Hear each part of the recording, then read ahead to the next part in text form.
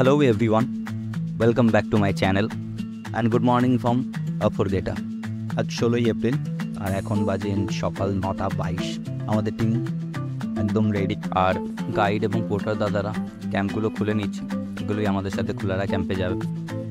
এরপর আমরা দ্রোণাগিরি এবং হাতিঘোড়া পর্বতকে পিছনে রেখে সামনে জঙ্গলের মধ্যে দিয়ে আস্তে আস্তে এগিয়ে গেলাম। আজ আমাদের টোটাল 1750 ফিট মতো উপরে উঠতে হবে ট্রেক করে। সেটা হচ্ছে কুলারা ক্যাম্প এবং সেখানেই আমরা আজকে স্টে করব।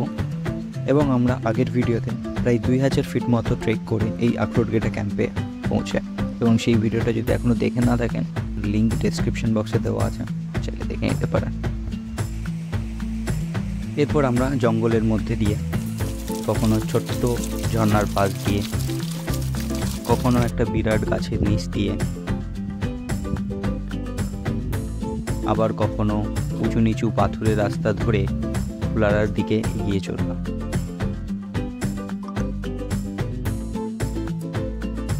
কিছু দূর যেতেই আমরা দেখতে পেলাম একটা ছোট্ট গণেশ টেম্পল এবং সেখানেই আমরা কিছুক্ষণ রেস্ট নিলাম। তারপর আবার হাঁটা শুরু করলাম কুলারার দিকে।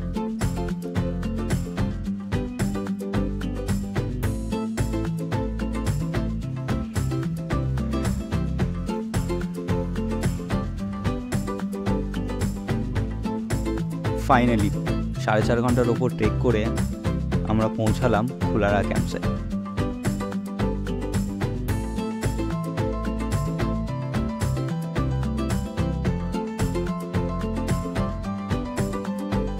আর ক্যাম্পে ঢুকতেই আমাদের টিমের সদস্য মাইতিদার একটা সুন্দর হবির ব্যাপারে জানতে পারলাম।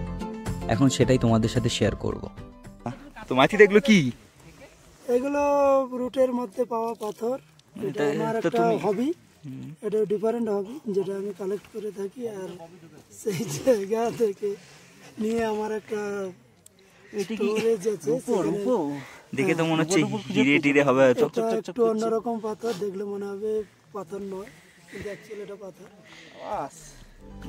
এরপর আমরা আমাদের ব্যাগপত্র ক্যাম্পের ভেতরে রেখে লাঞ্চ করে আমরা বেরিয়ে পড়ি এই কুলারা ক্যাম্প সাইটটা এক্সপ্লোর করার জন্য।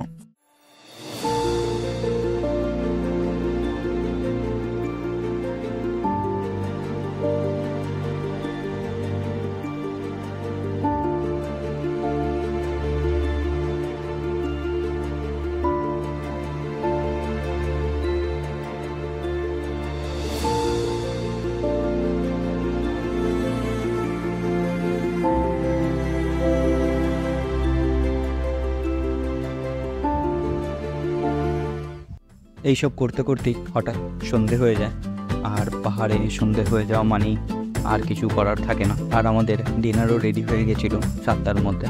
তো আমরা কিচেন ক্যাম্পে যাই এবং আমরা আমাদের ডিনার করে নিই। আর এই ডিনারের সাথেই শেষ হচ্ছে ওয়ারিপাস সিরিজের সেকেন্ড ভিডিও। দেখা হচ্ছে পরের ভিডিওতে।